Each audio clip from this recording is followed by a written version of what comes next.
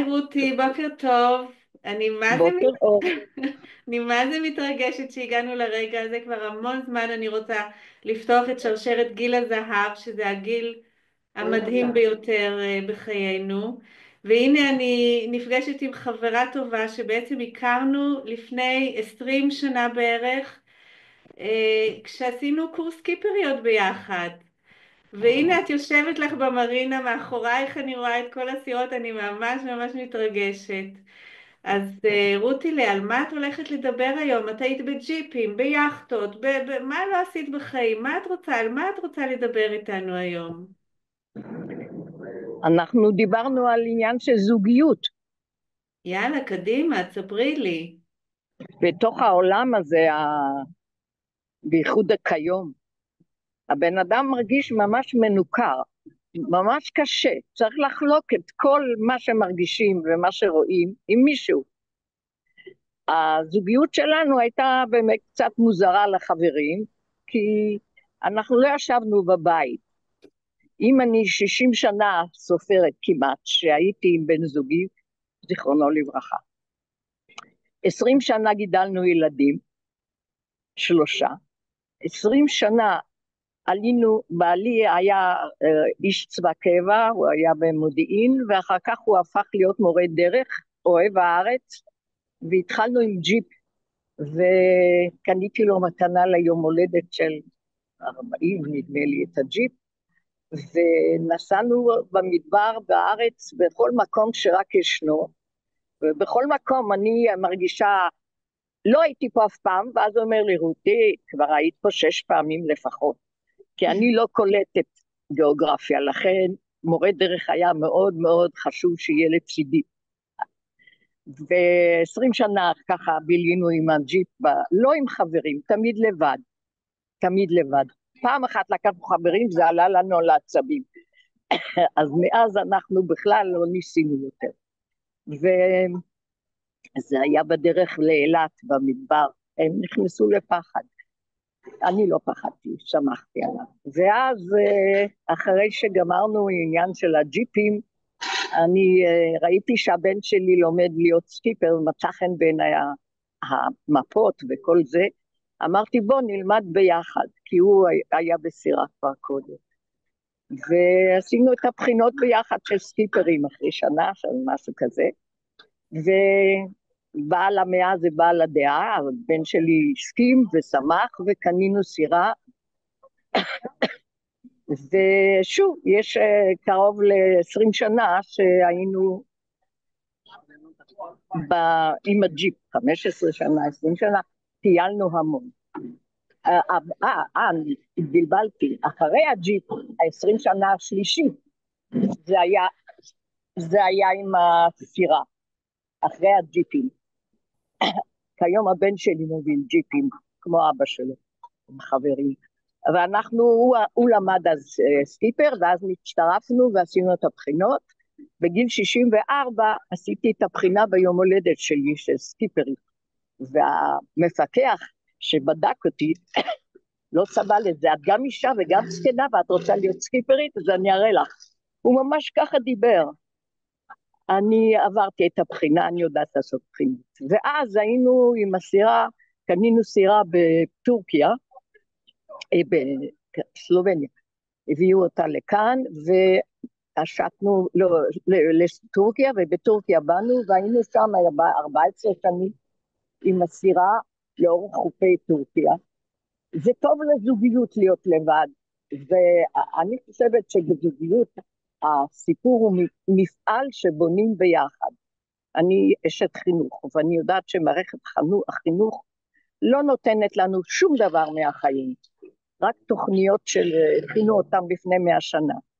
הם לא מלמדים מה זה זוגיות, מה זה הורות, מה זה להיות בן לאב זקן, לאמא זקנה. כל מה שיש בחיים אמיתי לא עובר בבית הספר.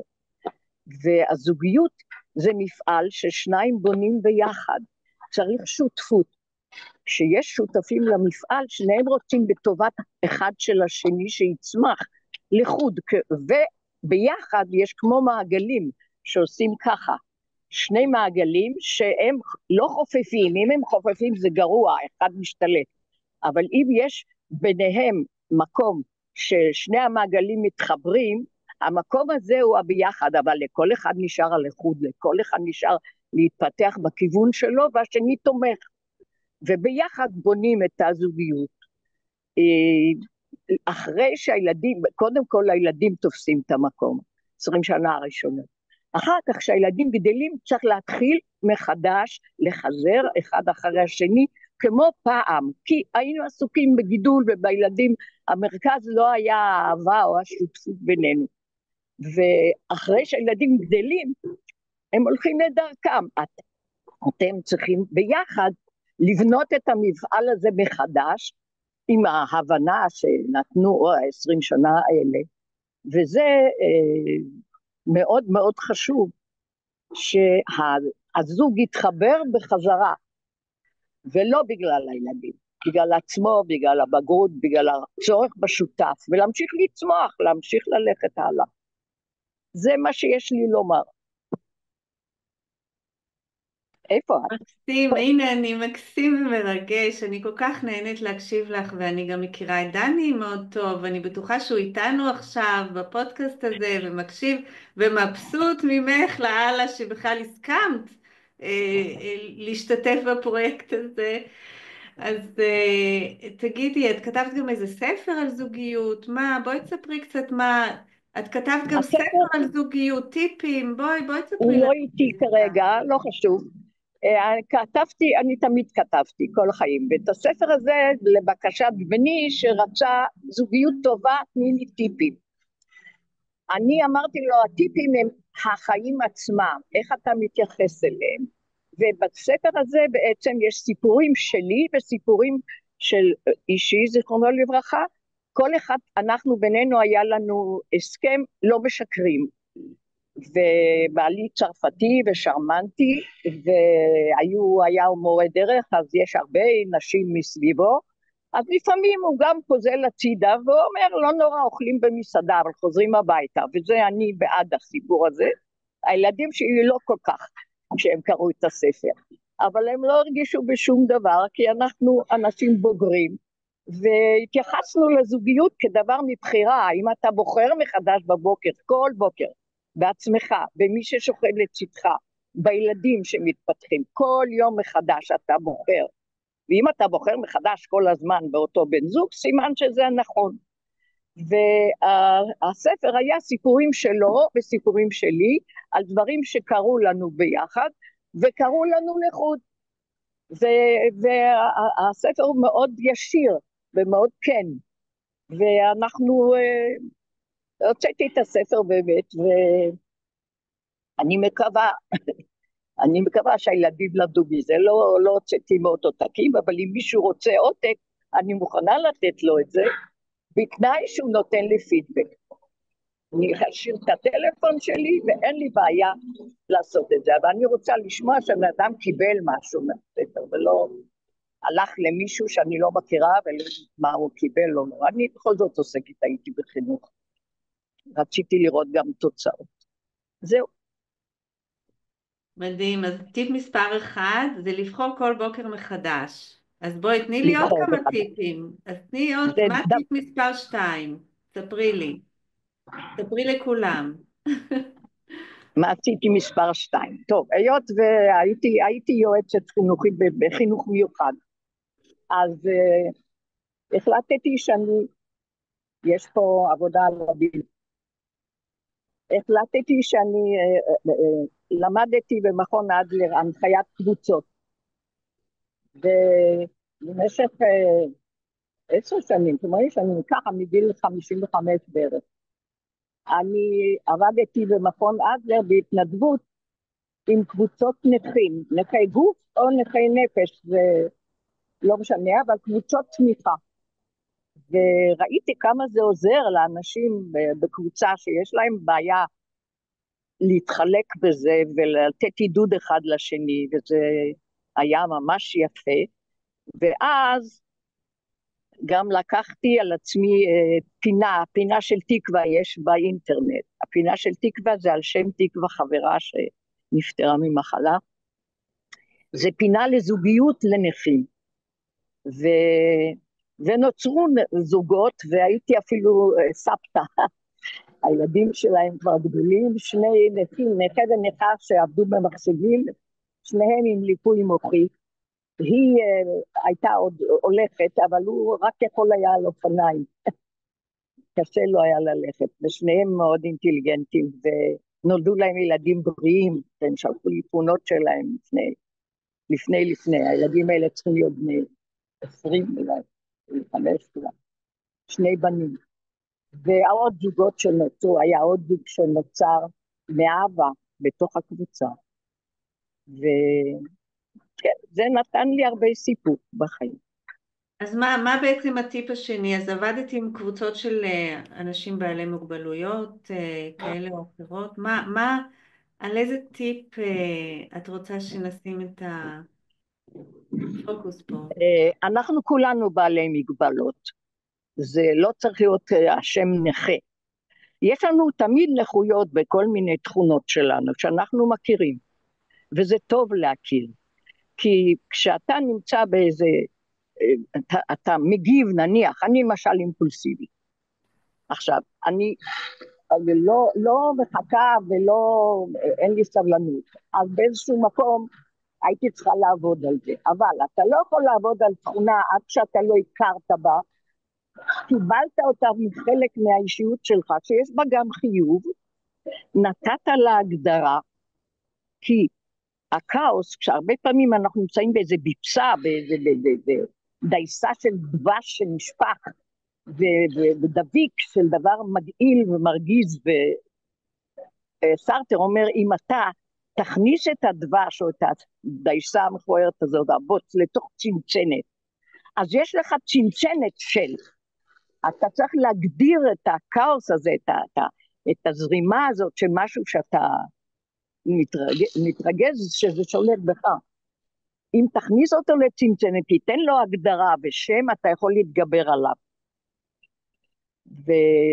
וזה אני למדתי בחיים הרבה פעמים, איך בעצם לגבש אישיות שמכירה במגרעות, אבל יודעת להגדיר אותם, זה יותר קל אז להתגבר עליהם. אתה לא נהיה מושלם מזה, אבל יש לך סיפוק שאתה רואה שהנה, בקטע הזה לא התפרצתי. יפה, ואז זה בעצם גם עוזר לזוגיות יותר טובה ברגע שאני מכירה את עצמי. ברגע שאני מכירה את עצמי זה גם עוזר לזוגיות יותר טובה. ודאי, ודאי, ואנחנו גם עוזרים אחד לשני, כי באיזשהו מקום אנחנו רואים את זה מהצד, את התכונות של הזולת, רק הצורה שבה אנחנו פונים אליו זה לא ביקורת, זה תמיכה, זה עידוד.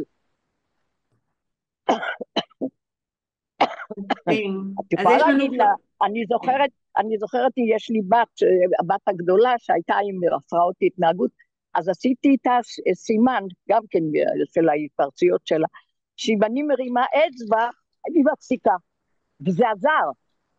מתחיל לה משהו, ואנחנו נמצאים בחברה, נמצאים בארוחה, ואני פשוט מרימה אצבע מאחורי הגב של האנשים, הם לא רואים.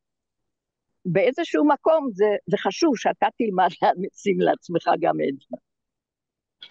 להגיד, הנה זה, קורא לי שוב, אני יכול לזה. מקסים, פשוט מקסים.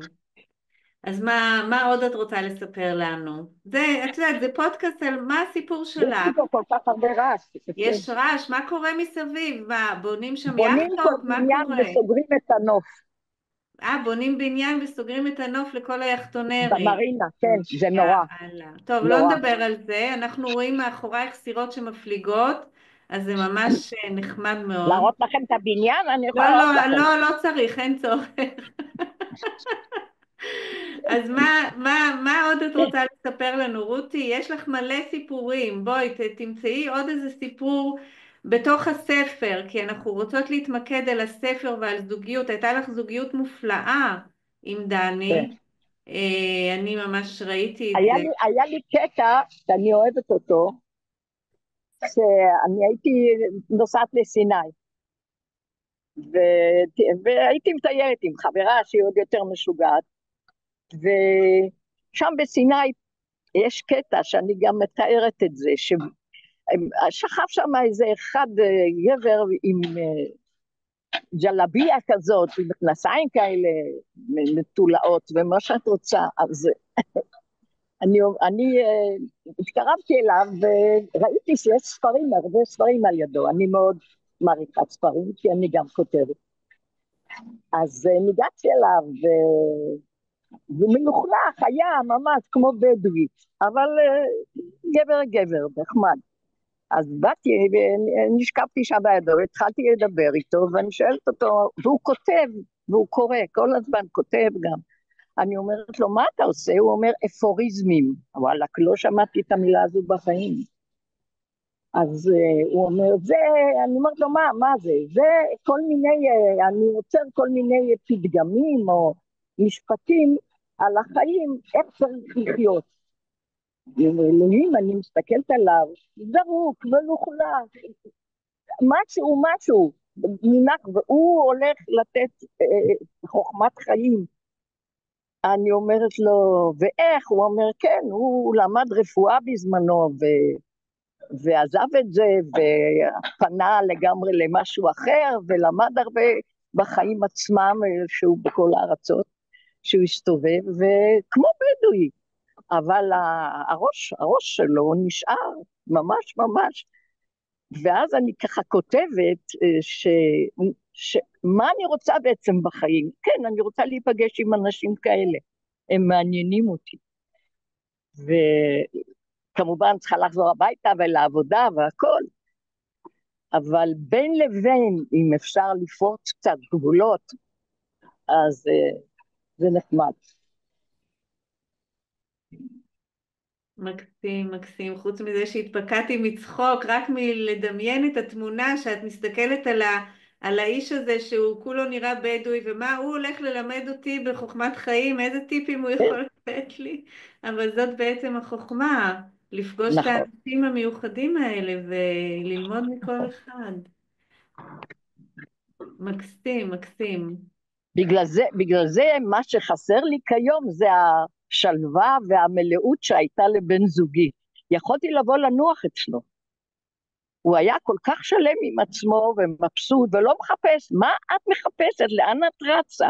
הוא היה אומר לי ככה כשאני הייתי משתוללת קצת, תגידי, לאן את בדיוק רוצה להגיע?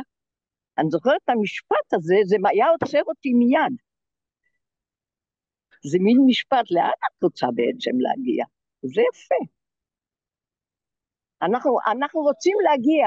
השבוע שמעתי הרצאה על החיים, על הזן, מה זה זן בעצם, שכולנו רוצים עוד, כולנו רוצים עוד קצת, להתקדם, לזוז, לא נהנים מהעכשיו והכאן מה שיש, וכל הזמן רוצים עוד, להגיע כאילו אנחנו באיזה פרבר עוני, ורוצים להגיע לעיר הבירה.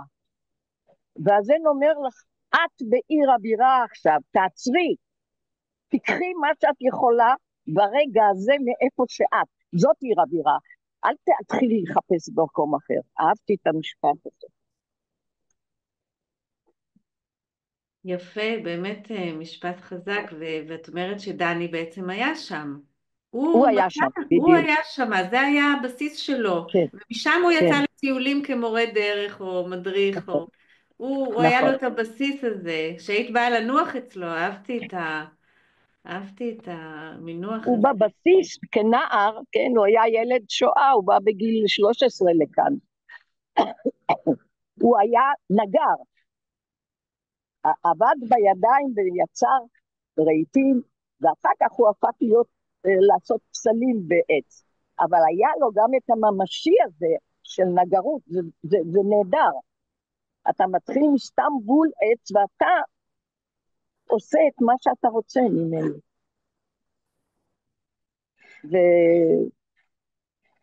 וצריך שיהיה גם דבר ממשי כזה בחיים שאתה יכול להתבטא בו. אני עובדת בחמר די הרבה וכותבת. זה מה יש. זה הרבה מאוד, אבל אני רוצה עוד.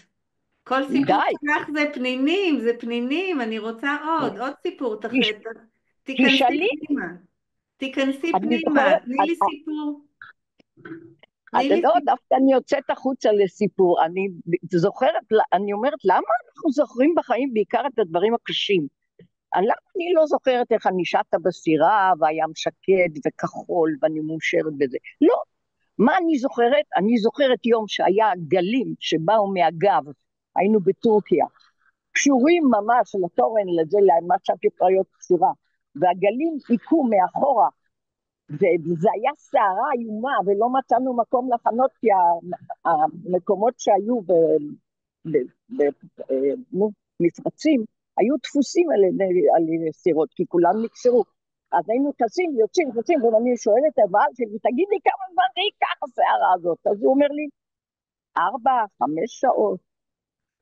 אני זוכרת את זה כמו עכשיו, וזה זה, זה הוא וזה אני, בדיוק. מדהים, ואת יודעת במה אני נזכרתי? נו, שאני הגעתי לטורקיה עם המשט של אילת הים והקומודורית איריס כץ, והגענו והיה לילה של סערה, וכל היאכטות היו קשורות חזק חזק, ומי נמצא במפרץ לידינו? רותי ודני, ביאכטה שלהם, בסערה, עם כל החבלים קשורים, עם איזה מלא חבלים קשורים כדי שהסירה לא תזוז באמצע הלילה אז כן, לעצים, קשרנו לעצים. קשרנו לעצים, כן, יאללה. ופעם אחת יצאנו ככה, והרמנו את העוגן, ורצינו לצאת מהמפרץ, סחבנו איתנו את זה של החשמל, התא הזה שעומד, כי שכחנו לנתק את החשמל, זה היה נורא. זה באמת, זה באמת נורא. מה, לקחתם את כל הבוקסה הזאת של החשמל? כן, כן, יחד ברחנו, ברחתם, ברחתם בטח, מה מהמפרץ. היינו צריכים לשלם? אוי, איזה קטעים, איזה סיפורים, איזה סיפורים. כן, יפה. ומה, טוב, תספרי לנו קצת מהיבשה, על הג'יפים, אתם הסתובבתם הרבה ביבשה עושים את בג'יפים. הדברים היבשים. מה זה עשה לזוגיות שלכם ביבשה בטיולי אתה ג'יפ? עומד על קרקע כמו עץ, שולח שורשים למטה ומתחיל לצמוח לצדדים עם הענפים ולגובה. אז כל החיים בעצם למדתי, עבדתי ולמדתי, והייתה תשוקה כזאת של סקרנות והכל. אז עברתי, למד תנ"ך, אני אוהבת מאוד תנ"ך, עד היום אני שומעת הרצאות. ולמדתי פילוסופיה של החינוך, ולמדתי חינוך מיוחד, כי אני אוהבת את המשוגעים, הם יותר מעניינים מהנורמלים.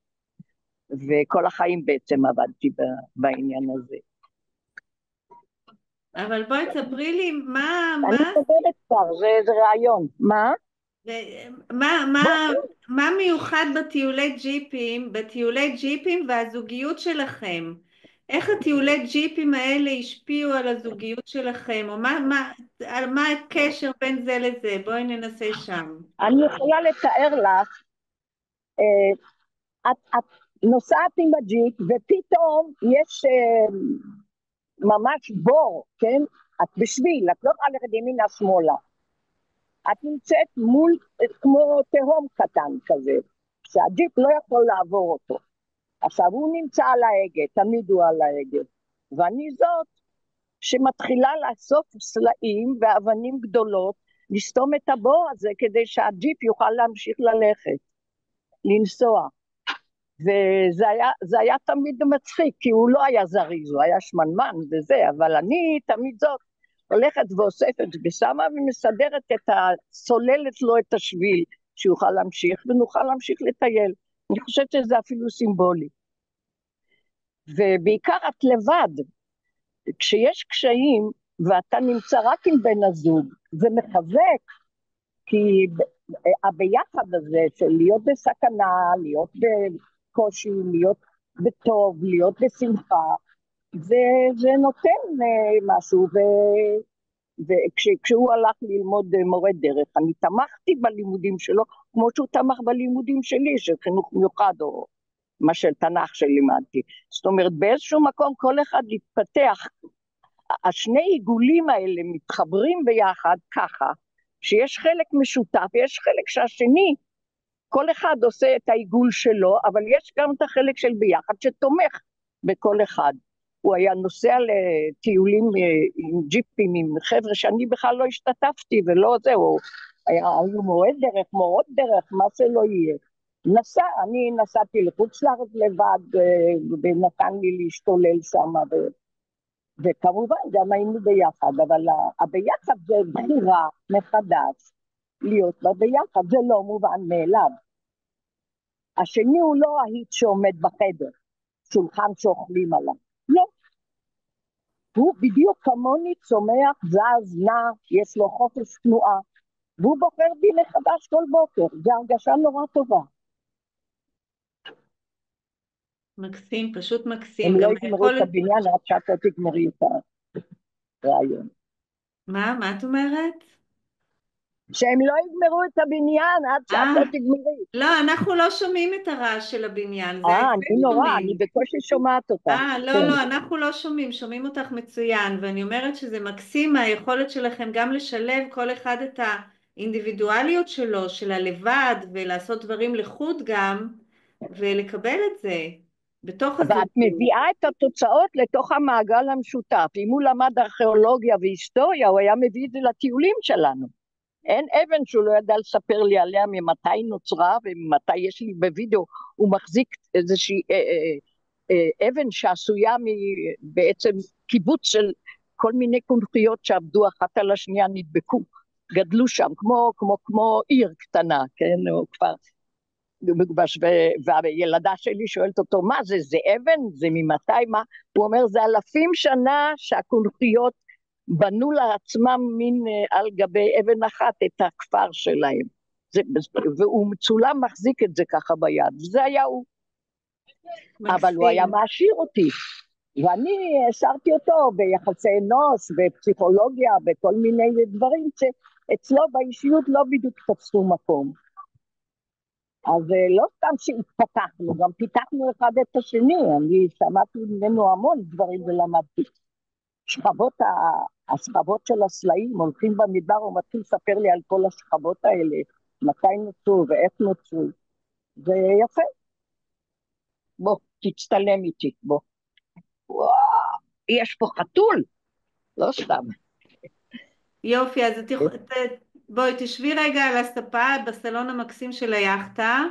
אני רוצה אוקיי. להזכיר לך שהפודקאסט הזה מאוד מיוחד, כי עכשיו, כמו שאני הזמנתי אותך, את עכשיו מזמינה את האורח הבא, האורחת הבאה בשרשרת של גיל הזהב. זאת אומרת, את הופכת להיות המראיינת, והאורח, אני המראיינת? כן, לא, עד פה. כמו שאני ראיינתי אותך, מה הבעיה? שאלתי אותך לא, שאלות. לא, אני הבנתי שאני נותנת לך מישהי שמוכנה להתראיין, דרך אגב, ולא קיבלתי עוד תשובה ממנה.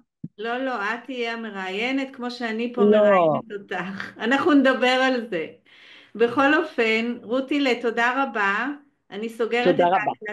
אני סוגרת את ההקלטה, ואנחנו נמשיך רגע לשוחח בלי הקלטה. אז אוקיי.